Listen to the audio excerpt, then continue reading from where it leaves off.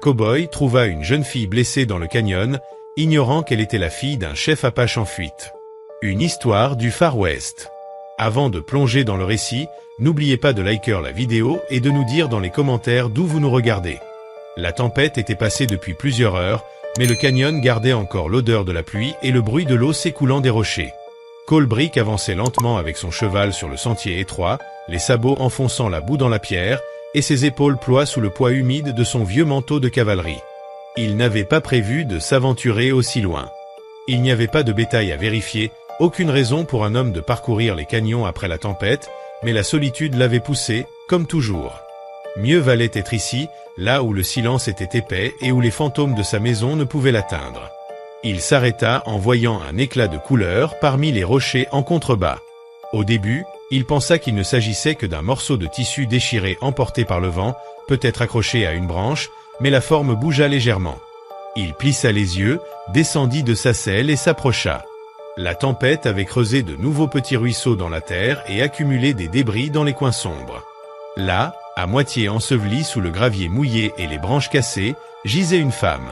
Sa robe était déchirée, quelques perles encore accrochées aux lambeaux, des plumes boueuses et cassées. Sa peau, couleur bronze patiné, apparaissait là où le tissu s'était fendu, mêlé de sang et de terre. Ses longs cheveux noirs étaient emmêlés, collés à sa joue. Pendant un instant, il crut qu'elle était morte. Ses lèvres étaient pâles, sa poitrine immobile, mais son corps trembla d'un souffle faible. Cole resta immobile, la mâchoire serrée, le fusil à la main, luttant contre l'ancienne tentation de s'éloigner. Il avait déjà enterré assez de vie. 2 chevaux gris derrière sa cabane lui rappelaient ce qui arrivait quand un homme pensait pouvoir sauver quelqu'un. Le visage de sa femme s'était relâché sous la fièvre. Son fils avait toussé jusqu'à ne plus pouvoir respirer, et Cole avait alors compris que creuser des tombes était tout ce pour quoi il était bon. Pourtant, il resta plus longtemps qu'il ne l'avait prévu, contemplant le corps brisé de cet inconnu. « Bon sang !» murmura-t-il, le premier mot prononcé de la journée. Il glissa son fusil dans son dos et s'agenouilla à côté d'elle. De près, il remarqua les coupures sur ses bras, l'enflure de sa cheville, la façon dont sa poitrine se soulevait faiblement à chaque respiration. Sa robe, autrefois soignée, brodée de fils colorés et de perles scintillantes sous la boue, n'était pas celle d'une simple fugitive, même si elle avait peut-être fui quelque chose. Ses yeux s'ouvrirent brièvement lorsqu'il toucha son épaule. Des yeux sombres, vifs malgré la douleur, le fixaient avec un mélange de peur et de défi. Elle tenta de parler, mais aucun son ne sortit, seulement un râle faible. « Doucement », dit-il d'une voix rauque, peu habituée à l'usage. « Tu ne vas pas mourir ici. » Elle cligna lentement des yeux, comme si elle ne le croyait pas. Puis ses paupières se refermèrent. Cole glissa ses bras sous elle et la souleva avec précaution. Elle était légère mais portait le poids mort de quelqu'un qui n'avait plus rien. Le cheval renâcla à l'odeur du sang, mais il calma l'animal et la plaça délicatement sur la selle. Sa tête se pencha sur le cuir, ses cheveux tombant sur le devant. Il ajusta la sangle, s'assura qu'elle ne glisserait pas, puis monta derrière elle, la maintenant d'un bras tandis qu'il tournait vers la maison. Le sentier était étroit et glissant. Chaque pas du cheval était mesuré, mais l'esprit de Cole était ailleurs. Il se remémorait les nuits de fièvre, le poids de son fils dans ses bras, espérant soulager ses poumons, les prières muettes adressées à Dieu malgré la guerre, l'enterrement de sa femme dans la terre gelée. Il s'était juré de ne plus jamais porter quelqu'un, de ne plus laisser le poids d'une vie retomber sur lui. Et pourtant, la jeune fille reposait contre sa poitrine à chaque mouvement du cheval. Le voyage sembla interminable. Le paysage, lavé par la tempête, exhalait encore l'odeur de la terre et de la sauge. Les ombres s'épaississaient alors que le soleil disparaissait derrière les collines. Elle bougea une fois, un faible son, mais ne se réveilla pas. Sa peau froide contre sa main était plus froide qu'il ne l'aurait souhaité. Lorsqu'il aperçut enfin la lueur de sa cabane, il abaissa son cheval, pénétra dans l'air rempli de fumée de bois et d'odeur de cuir ancien. Il la posa doucement sur le lit étroit qu'il n'utilisait plus depuis ses enterrements. Il resta un instant à la contempler, poitrine haletante, ne sachant pas pourquoi il l'avait amenée ici. Mais lorsqu'elle respira, faible et irrégulière, il retira son manteau, le suspendit à un clou et alla chercher de l'eau. Il déchira un vieux chiffon en bande et nettoya le sang de sa peau, ses mains tremblantes mais précises. Lorsqu'il eut terminé, elle était plus calme, bien que ses yeux restent fermés. Le feu crépitait dans le poêle. Cole s'assit à la table, dos à elle, se frottant le visage encore couvert de barbe. Il se disait que ce n'était que pour la nuit et que demain il déciderait de la suite. Mais au fond de lui, il savait déjà ce qu'il ferait. La nuit s'installa lourdement autour de la cabane, le vent secouant les volets, l'odeur de la terre humide imprégnant l'air. Cole resta assis longtemps, regardant le feu à travers la grille du poêle. Derrière lui, la jeune fille respirait, irrégulièrement mais assez pour montrer qu'elle s'accrochait à la vie. Il avait nettoyé ses blessures les plus graves, bandé sa cheville au mieux, mais les questions pesaient sur lui plus que le travail lui-même. Qui était-elle? Comment s'était-elle retrouvée dans ce canyon en si mauvais état? Quelqu'un la cherchait-il déjà? Le reste de la journée passa lentement. Il prépara des haricots, en laissa une portion pour elle, et travailla dehors. À chaque retour, elle s'asseyait un peu plus droite, observant le feu, silencieuse mais vigilante. Lorsqu'elle prit enfin la nourriture, elle mangea lentement, en petites bouchées, et Cole fit semblant de ne pas remarquer. C'était son choix, et il ne la forcerait pas. La cabane avait changé. Il y avait 2 respirations à l'intérieur au lieu d'une, 2 silences superposés. Cole ne demanda pas qui elle était et elle ne répondit pas. Mais en s'allongeant près du poêle, son fusil à portée de main, il savait que les questions viendraient bientôt, de lui-même, d'elle, peut-être même d'hommes à l'extérieur déjà à sa recherche. Le 3e jour se leva, clair et pâle, glissant sur les collines et pénétrant par la fenêtre unique. Cole se leva avant l'aube, épaules raides après une autre nuit sur le sol, le fusil proche.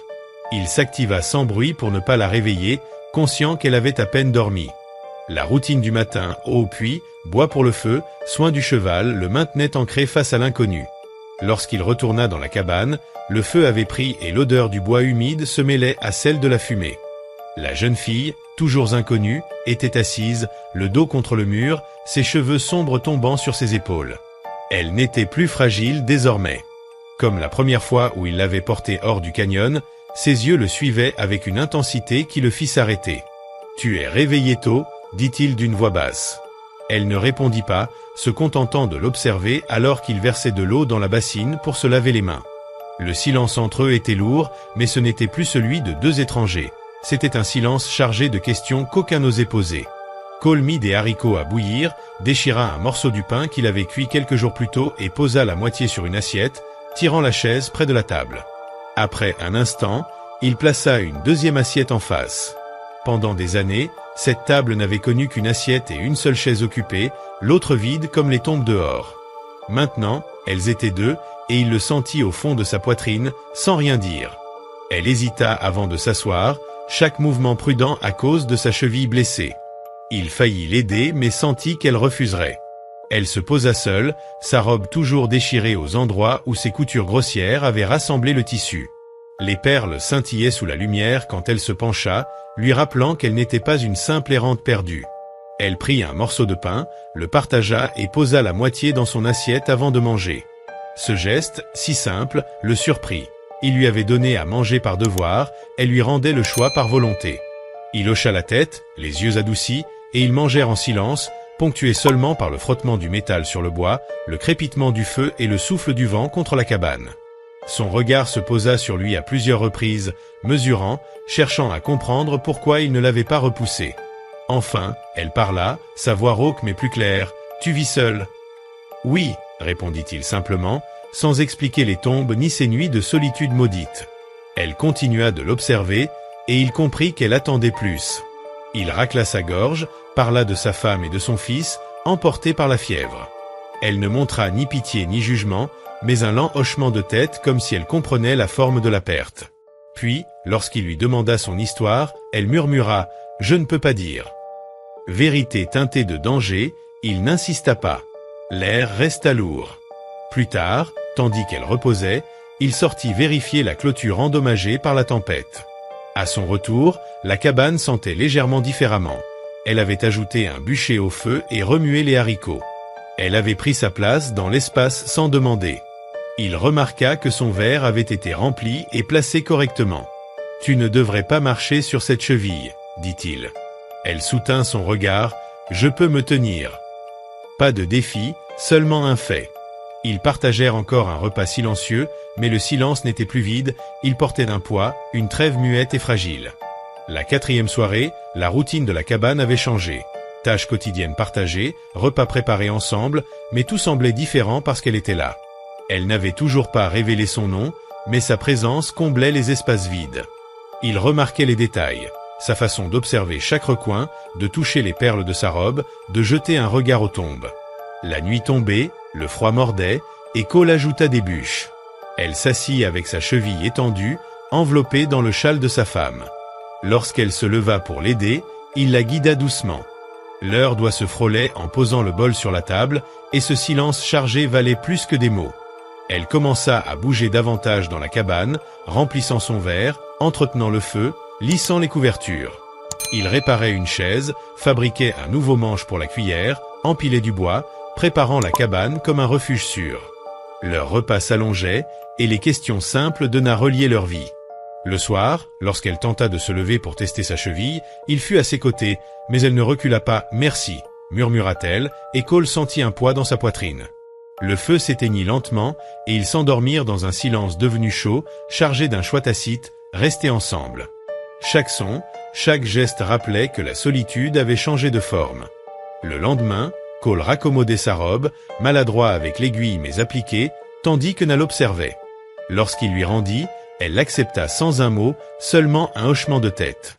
Elle bougea davantage, soigna la cabane, et leurs mains se frôlaient à nouveau, parlant plus que n'importe quel discours.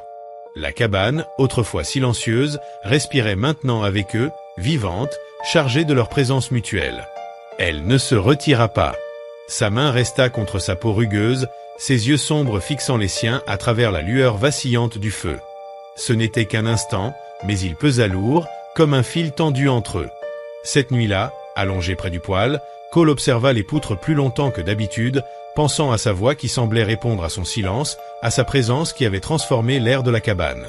Son nom, Nia, tournait dans son esprit comme un secret précieux. Les questions qui auraient pu surgir avaient désormais leur réponse. Elle n'était plus une inconnue, son nom portait le poids de son peuple.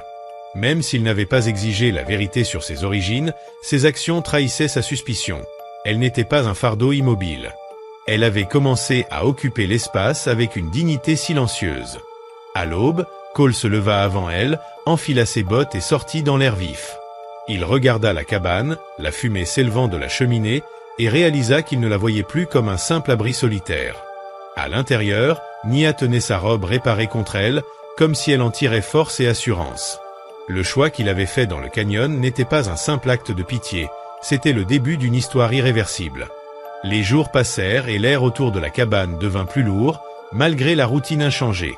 Cole ressentait une tension qu'il ne pouvait nommer, ayant trop souvent côtoyé le danger pour l'ignorer. Nia aussi le percevait. Elle marchait avec plus d'assurance, son cheville guérie mais encore sensible, se rendant chaque matin au puits ou sur le petit terrain où reposaient les tombes, ses yeux effleurant les croix de bois avec révérence. 2 jours d'affilée, Cole entendit les sabots des cavaliers sur la crête et rapprocha son fusil. Cette nuit-là, autour du feu, Nia osa poser la question « Penses-tu qu'il me cherche ?» Cole soutint son regard et répondit d'un ton ferme qu'il en doutait à peine. Elle voulut partir, mais il refusa « Je t'ai porté hors du canyon. Tu es ici maintenant. » Le silence de la cabane était lourd de non-dits, mais porteur de décision. Quand elle effleura la cicatrice sur son bras, elle murmura « Tu crois être brisé, mais tu ne le es pas. » Ces mots percèrent sa carapace plus que tout ce qu'il avait entendu depuis des années. Les jours suivants, malgré la tempête et les cavaliers à l'horizon, leur lien s'approfondit. La pluie battait le toit, le vent secouait les volets, mais à l'intérieur, une intimité naissait. Nia s'installait près de lui, et leurs mains se rejoignaient, lentes, conscientes, sans hâte, comme un serment silencieux. Leurs lèvres se frôlèrent enfin après le tumulte du monde extérieur, un baiser doux, patient, chargé de tout ce qui n'avait pas été dit. Cette nuit-là, elle dormit profondément, son corps enfin détendu, tandis que Cole veillait, le poignet sur son fusil, les yeux ouverts sur la faible lueur du feu. Pour la première fois depuis des années, le poids des fantômes qui le hantaient semblait s'alléger. La tempête rugissait dehors, mais à l'intérieur, le silence s'était transformé. Il était plein, solide, chargé d'un lien indestructible entre 2 vies brisées, prêtes à affronter tout ce qui viendrait frapper aux portes de la cabane. Ce n'était plus le silence des inconnus, ni la distance imposée par la survie. C'était le silence de deux êtres qui avaient choisi, sans avoir besoin de mots, de ne pas se séparer. La tempête s'était éclatée à l'aube, laissant la terre trempée et nue, l'air chargé de l'odeur de la pluie et de la fumée. Cole Brannick sortit tôt, ses bottes s'enfonçant dans la boue, le fusil reposant sur son épaule. Comme à son habitude, il scrutait la crête, mais ce matin-là était différent. Il n'avait pas besoin de tendre l'oreille pour entendre ce qui était déjà là. Le martèlement des sabots résonnait bas sur le sol humide, régulier et sûr. Ceux qui avaient tourné autour ne se contentaient plus des collines. Ils descendaient. De retour à la cabane, Nia était déjà éveillée.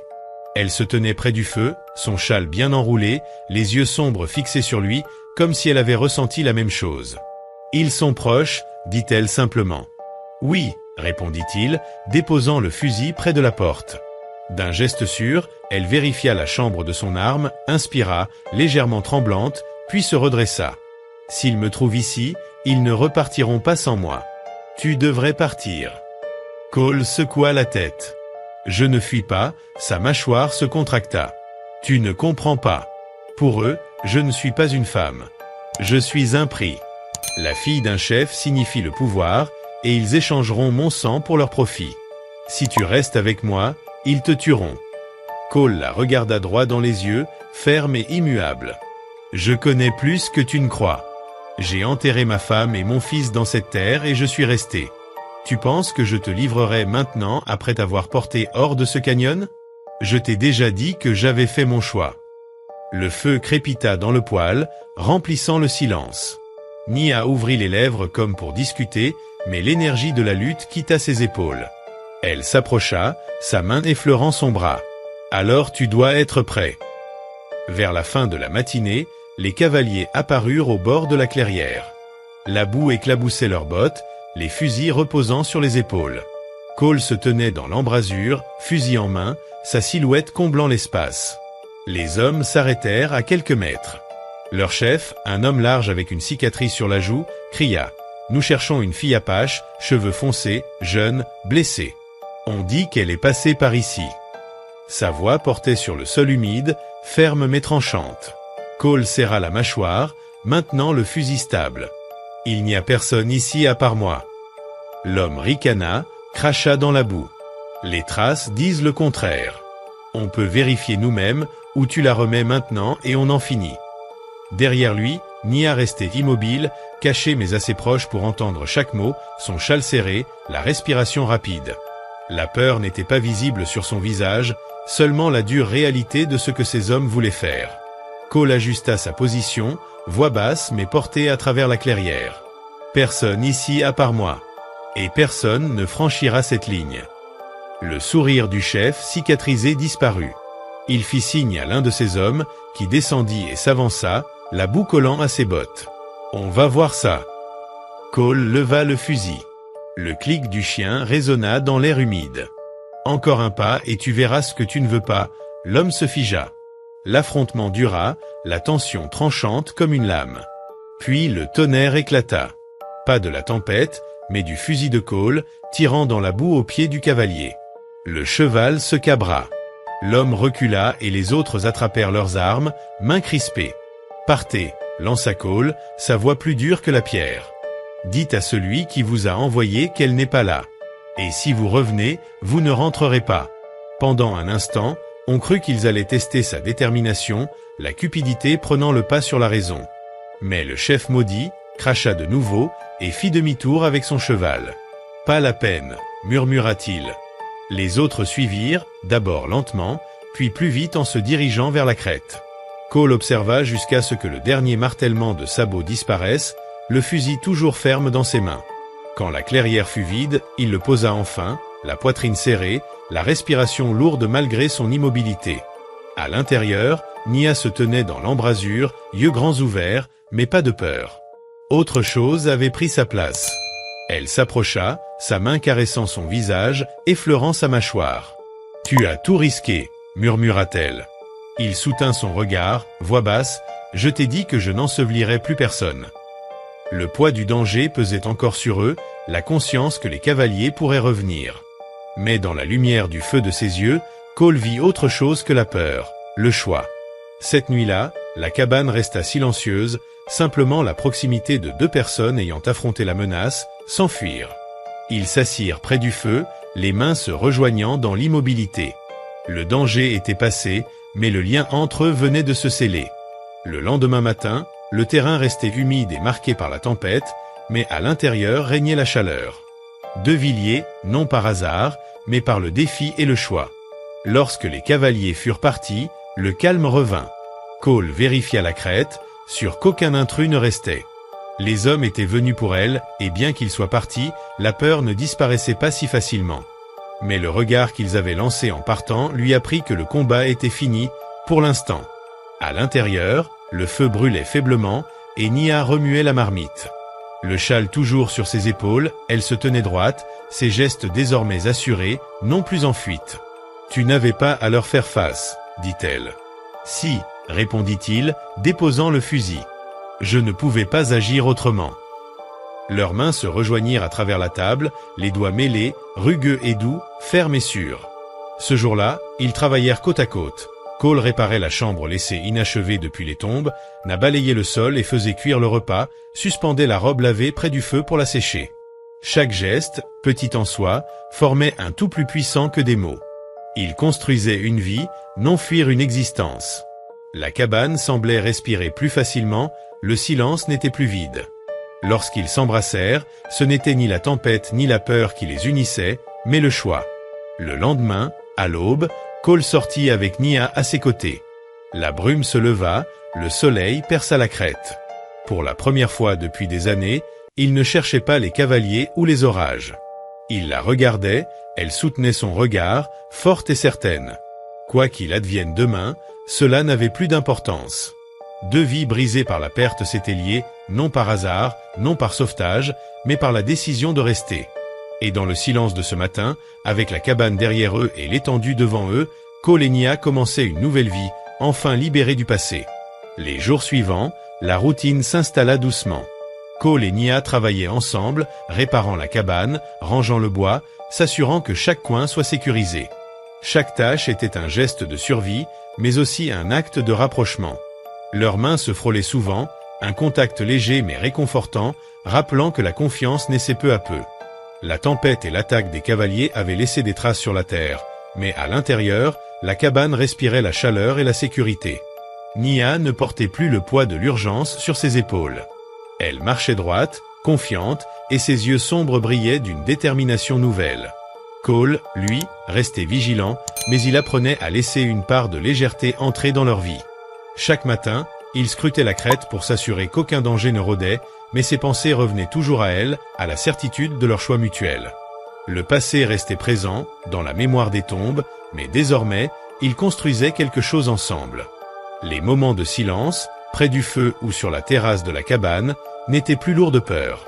Ils partageaient la chaleur, les gestes simples, le confort de savoir que l'autre était là. Chaque repas préparé, chaque morceau de bois empilé, chaque coin de la cabane nettoyé devenait une preuve de leur vie reconstruite, un défi à ce que le monde extérieur pourrait encore leur imposer. Puis, un matin, le ciel s'éclaira complètement. Le soleil perça la brume, révélant la vallée baignée de lumière. Cole observa les ombres disparaître sur la crête, mais pour la première fois, son regard ne cherchait pas l'ennemi. Il se tourna vers Nia, et leurs mains se rejoignirent instinctivement. La peur n'avait plus de place. Ce qui comptait, c'était le présent et la décision qu'ils avaient prise. Rester ensemble, protéger ce qu'ils avaient sauvé et se construire un avenir à eux. Dans ce calme retrouvé, chaque respiration semblait plus légère, chaque geste plus sûr. Le danger pouvait revenir, mais ils n'avaient plus le pouvoir d'ébranler leurs liens. La cabane, le feu, la terre humide autour d'eux n'étaient plus seulement un abri, mais le symbole de leur choix et de leur volonté de rester debout. Le monde extérieur pouvait continuer à tourner, les cavaliers, les tempêtes et les menaces viendraient peut-être encore, mais Cole et Nia avaient trouvé leur force dans la décision de ne plus fuir. Et ainsi, les jours passèrent, ponctués par le bruit des outils, le crépitement du feu et le souffle régulier de deux vies qui avaient choisi de ne plus se laisser emporter par la peur. Chaque geste, chaque regard, chaque silence partagé renforçait leur lien. Ils n'étaient plus des survivants solitaires. Ils étaient deux vies liées par la loyauté, le courage et le choix de rester. Et dans le calme de ce matin lumineux, avec la cabane derrière eux et la vallée ouverte devant, Ils commencèrent enfin à vivre pleinement, ensemble, sans peur et sans regret. Au fil des jours, la cabane devint plus qu'un simple abri. Chaque pièce réparée, chaque mur renforcé était un acte de survie, mais aussi un symbole de leur nouvelle vie. Cole enseignait à Nia à manier le fusil avec prudence et assurance, tandis qu'elle lui montrait comment reconnaître les traces sur le sol, à interpréter les signes de la nature. Ensemble, ils transformaient chaque tâche en leçon et en lien. Les matins étaient désormais des moments de calme réfléchi. Le soleil perçait la brume, illuminant la vallée et le feuillage humide. Cole et Nia sortaient régulièrement, observant les alentours, scrutant la crête, mais sans l'attention de jadis.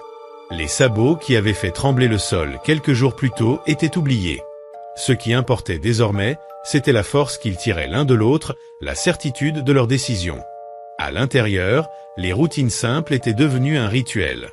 Nia préparait le repas, entretenait le feu et rangeait la cabane, tandis que Cole travaillait à finir les réparations laissées en suspens depuis longtemps. Leurs gestes se répondaient, comme une danse silencieuse. Les mains se frôlaient, les regards se croisaient, et le monde extérieur semblait s'éloigner, laissant place à un cocon de sécurité et de complicité. Les nuits étaient calmes, bercées par le crépitement du feu et les murmures de la vallée. Chaque souffle partagé, chaque contact discret était une promesse silencieuse. Celle de rester, de se protéger, de continuer malgré les pertes et la peur du passé. Dans la lumière dansante, Cole voyait la détermination de Nia, et Nia voyait la protection inébranlable de Cole. Ensemble, ils formaient un tout plus fort que la somme de leurs épreuves. Puis, un matin, le ciel s'éclaira complètement. La brume se dissipa, révélant la vallée ensoleillée, les collines et les arbres luisant sous la lumière. Cole observa l'horizon sans chercher l'ombre d'un danger. Son regard se posa sur Nia. Dans le silence, leurs mains se joignirent instinctivement, un geste simple mais chargé de signification. Le passé restait là, sous forme de souvenirs, mais il ne dictait plus leur présent. Ils savaient que des menaces pourraient revenir, que des cavaliers pourraient encore apparaître, mais cela importait peu. Ce qui comptait, c'était la décision qu'ils avaient prise ensemble. Rester, protéger ce qu'ils avaient construit, et se tenir l'un l'autre face au monde. Chaque action, chaque regard, chaque silence partagé devenait une affirmation de leur force et de leur choix. Ainsi, la cabane et la vallée devinrent le témoin de leur engagement. Ils n'étaient plus deux survivants isolés, mais deux êtres unis par le courage, la loyauté et la décision consciente de rester. Le danger pouvait rôder à l'extérieur, mais à l'intérieur, ils avaient trouvé un foyer, un lien et une vie qu'ils construiraient ensemble. La lumière du matin baignait la vallée, et pour la première fois depuis longtemps, Cole et Nia pouvaient simplement être, pleinement, sans peur et sans regret.